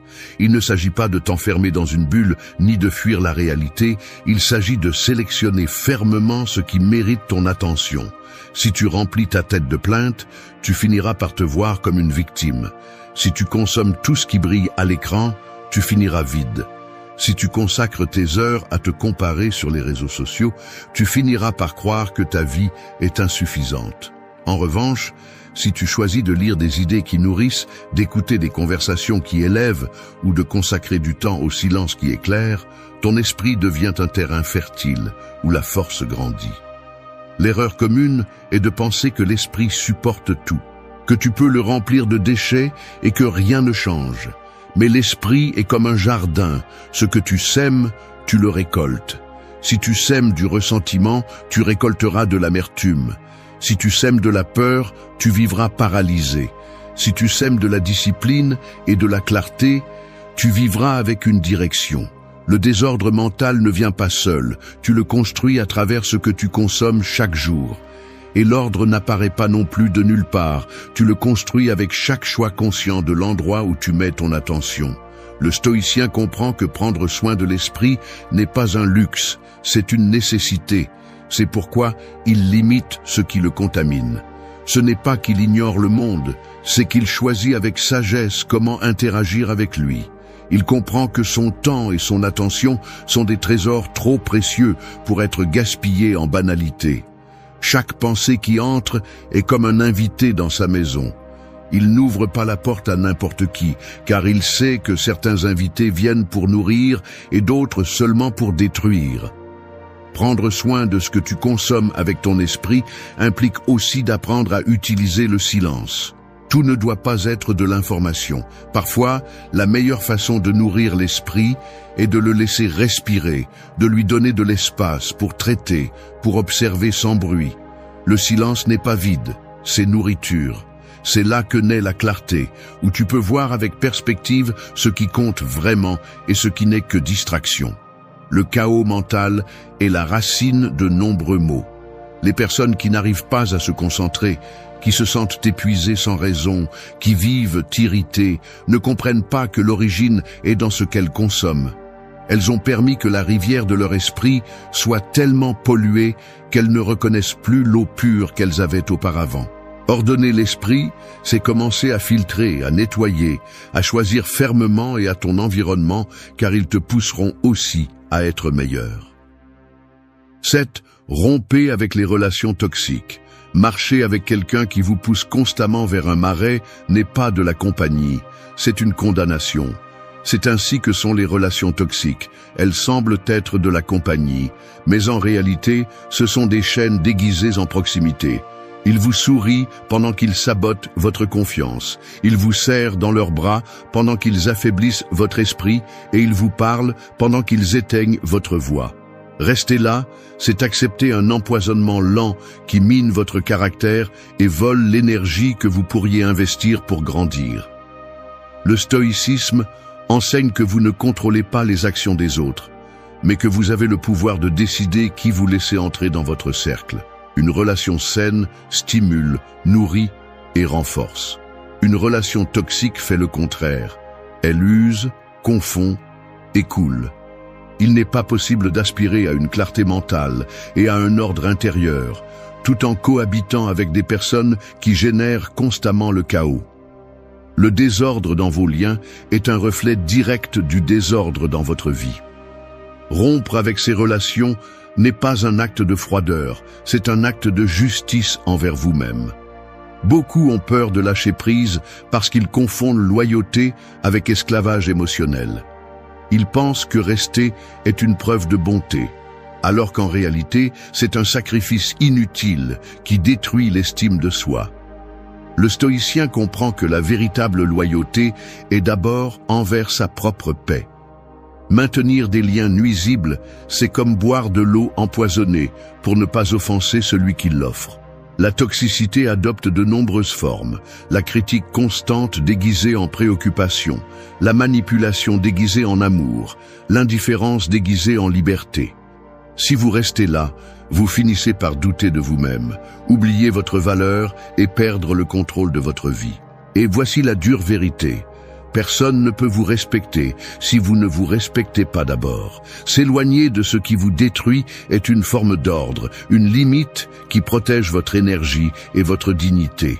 Il ne s'agit pas de couper les liens avec haine, mais avec fermeté. Le stoïcien n'a pas besoin de crier ni de se venger. Il reconnaît simplement que cette relation n'a plus sa place dans son chemin et il avance. La clarté est obtenue avec le silence, avec la distance, avec la décision de ne plus porter de pierres qui ne vous appartiennent pas. L'espace que vous libérez en lâchant ce qui est toxique devient un terrain fertile pour de nouvelles connexions, pour des relations qui ajoutent, qui respectent et qui accompagnent. Rester là où votre présence n'est pas valorisée, c'est accepter l'esclavage. S'éloigner est un acte de liberté. Et même si cela fait mal, cette douleur est bien moindre que l'usure d'une vie entière piégée dans un lien qui consomme votre force. L'ordre signifie aussi mettre des limites claires. Et l'une des plus importantes est de décider avec qui vous partagez votre temps et votre énergie. Rompre avec les relations toxiques, c'est ériger un mur invisible qui protège votre paix. C'est déclarer que votre vie ne sera pas la poubelle émotionnelle des autres, que votre valeur ne sera pas soumise à la manipulation ou au mépris. Parce qu'à la fin, si vous n'avez pas le courage de lâcher prise, vous ne pourrez pas avancer. Et tout ce que vous ne lâchez pas à temps deviendra le poids qui, tôt ou tard, vous entraînera au fond. C'est pourquoi vous devez être astucieux dans vos décisions. 8. Traite ton corps comme ta première maison. Un temple abandonné perd sa grandeur, non pas parce qu'il cesse d'être un temple, mais parce que personne n'en prend soin. Les murs se fissurent, le toit s'effondre, la lumière cesse de pénétrer et le sacré qui était à l'intérieur se flétrit. Il en va de même pour ton corps. C'est ta première maison, le seul espace que tu habites 24 heures sur 24, 7 jours sur 7, jusqu'à la dernière seconde de ton existence. Et pourtant, beaucoup le négligent, le traitent comme un dépôt d'excès, le maltraitent comme s'il était remplaçable.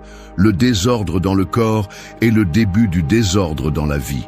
Prendre soin de son corps commence par de petits actes de discipline. Dormir à temps pour récupérer de l'énergie, bouger constamment pour le maintenir fort, le nourrir avec ce qui le nourrit au lieu de ce qui l'intoxique. Il ne s'agit pas de chercher la perfection esthétique, il s'agit de construire de la résistance, de l'équilibre et de la vitalité. Ton corps est comme un guerrier. Si tu l'entraînes, il répond avec force. Si tu l'abandonnes, il devient un poids que tu traînes.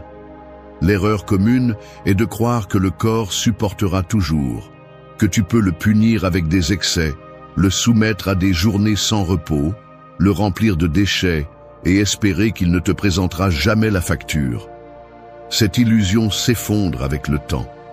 Chaque décision quotidienne, chaque abus, chaque négligence s'accumule en silence et finit par se manifester en maladie, en épuisement, en une vie plus courte et plus fragile. L'ordre physique commence par reconnaître que ton corps est une ressource limitée et que le prendre soin est un acte de respect envers ta propre existence. Le stoïcien comprend que le corps est l'allié de l'âme. Il ne l'adore pas comme une idole, mais il ne le méprise pas non plus. Il en prend soin parce qu'il sait que l'esprit a besoin d'un support fort pour rester clair. L'équilibre mental ne peut pas être maintenu dans un corps brisé. Le courage ne se construit pas dans un corps qui peut à peine se lever. La tempérance ne fleurit pas non plus chez quelqu'un qui ne sait pas dire non aux excès qui le blessent. Le corps est le terrain où se cultivent les vertus stoïciennes. Traiter ton corps comme ta première maison signifie aussi écouter ce qu'il te dit. La fatigue n'est pas toujours une faiblesse, souvent c'est un appel au repos. La douleur n'est pas toujours un obstacle, parfois c'est un rappel que quelque chose a besoin d'attention. Ignorer ces signaux, c'est comme laisser ta maison s'effondrer sans la réparer. Un jour, tu te réveilles et tu découvres qu'il n'y a plus de fondations solides sur lesquelles te tenir. Prendre soin de son corps n'est pas de l'indulgence, c'est une stratégie. C'est donner à ta vie la base dont elle a besoin pour soutenir de grands projets, pour résister aux adversités, pour marcher avec assurance. Un corps discipliné est un bouclier contre le chaos. C'est une source d'énergie qui te permet de garder le contrôle même au milieu des tempêtes. Le corps est ton temple, ta forteresse et ton refuge. Ne l'abandonne pas, ne le maltraite pas, ne l'ignore pas. Traite-le avec respect, nourris-le avec ce qui le renforce, bouge-le pour qu'il ne rouille pas, protège-le de l'excès qui le détruit.